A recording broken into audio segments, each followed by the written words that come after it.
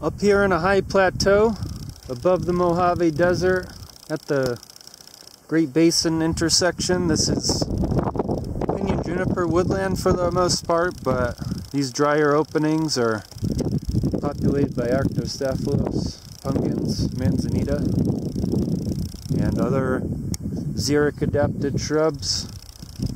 Here early June have some perennial gentians coming up.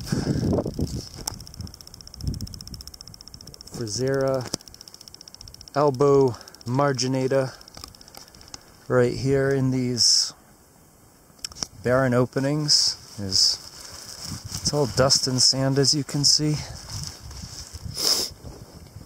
And these are related to the monument plants of the Southern Rockies, and here indeed as well, further north in Nevada, that get much bigger than this, 2-3 meters in height. And those are charismatic mountain plants across these regions that a lot of you have probably seen, but there are smaller desert versions as well. Elbow marginata refers to those white leaf margins we can see right here.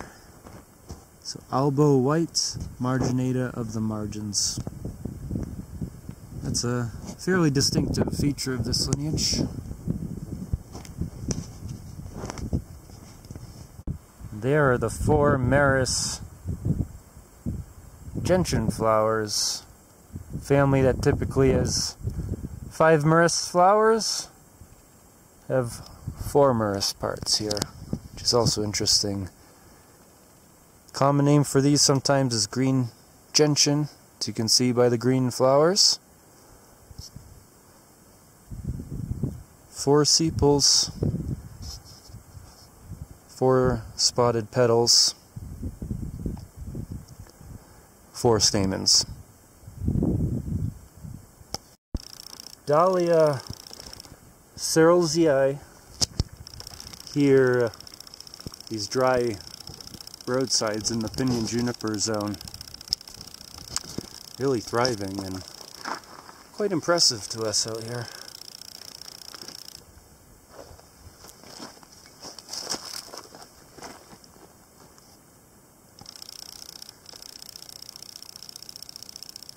A pretty incredible picture here of major transition zone Nevada.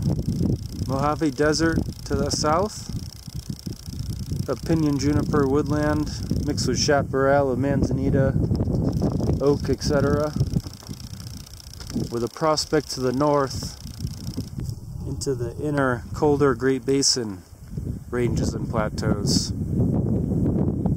So out there, all water ultimately goes underground. And to the south there, all water drains into the Colorado River and from there into the Pacific Ocean. Low, hot deserts, cold, windy, snowy deserts. Ponderosa pines erratically appearing on the ridgetop amongst Pinus monophila and Juniperus osteosperma forest. Utah juniper, that is. Manzanitas as well. Quercus gambellii. So the ponderosas here otherwise occur in the deeper canyons, maybe 2,000 feet lower than here. The interface is some true desert, but they seem to be taking their natural dominance at more moderate and middle elevations here on the highest ridge tops in the area.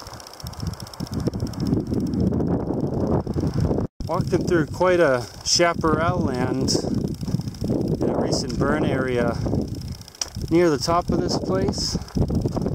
Summit's that way. We just came up that intense canyon down there.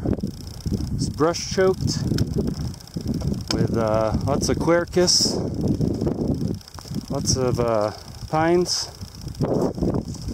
Lots of other things such as symphoricarpus, roses and such.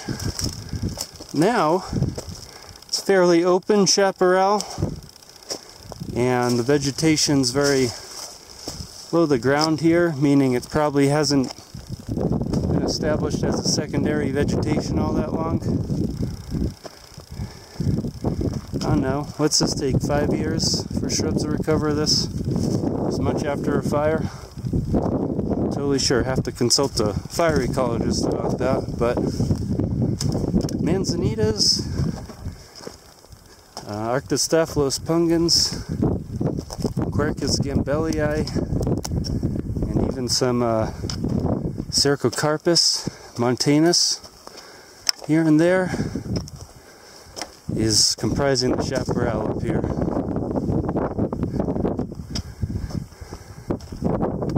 Can't forget Eriodictyon here either. Magnificent xeric adapted shrub in the Hydrophalaceae, a basically otherwise herbaceous family comprising Phacelia and other more familiar genera, Hydrophyllum. But yep, we got a chaparral shrub in the Hydrophalaceae contributing to these open shrublands here. And you know it's a hydrophyll by virtue of those scorpioid cymes. They're a little congested, but they are not to be confused with anything else, really. Looking down into the foothills from the High Point Ridge, beyond into the Tule Desert, the lower Mojave Desert, and the Virgin Mountains. So when there's not burn area chaparral on these highest ridges, the pockets of mature forest, got towering ponderosa pines. They're not quite as big as they can get in the Mesic canyon bottoms, but nonetheless, ones that survived that fire, quite majestic.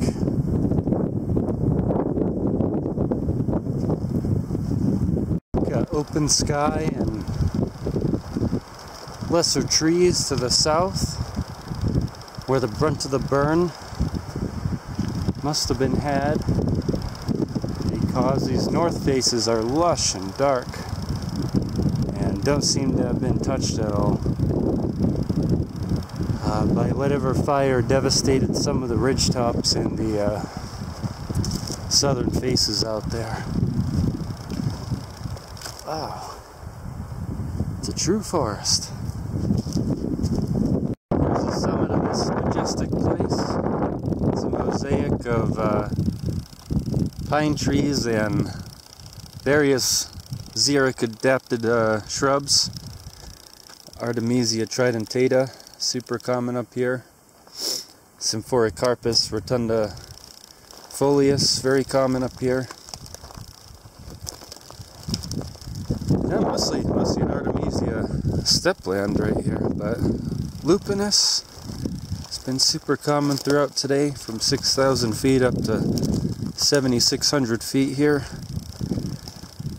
Commandra umbellata is a common understory component of these woodlands.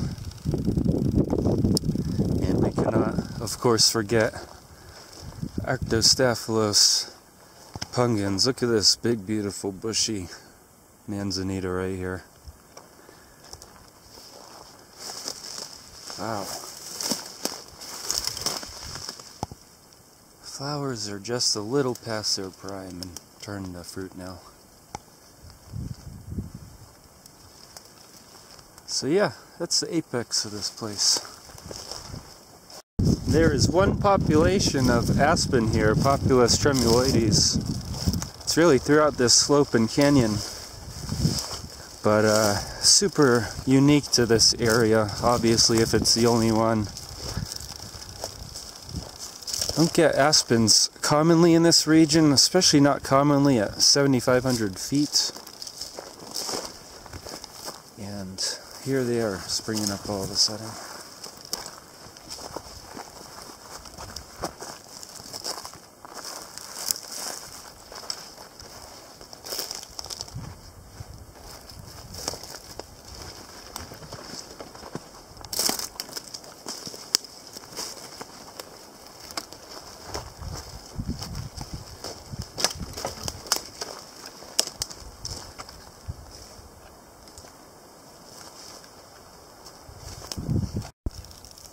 So the base of this tree is almost entirely gutted out by fire. If we go higher up though, the bark is intact, about 2-person height or so. And if we go to this side, the bark is intact, meaning there's living cork cambium available to feed. The rest of all that's still alive up there. Pretty incredible.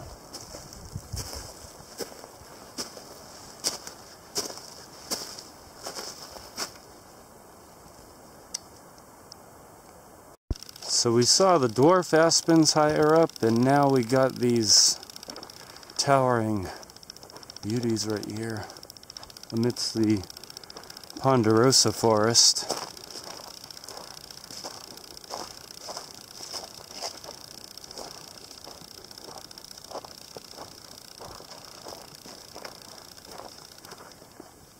Jeez, must be 7,500 feet tall almost.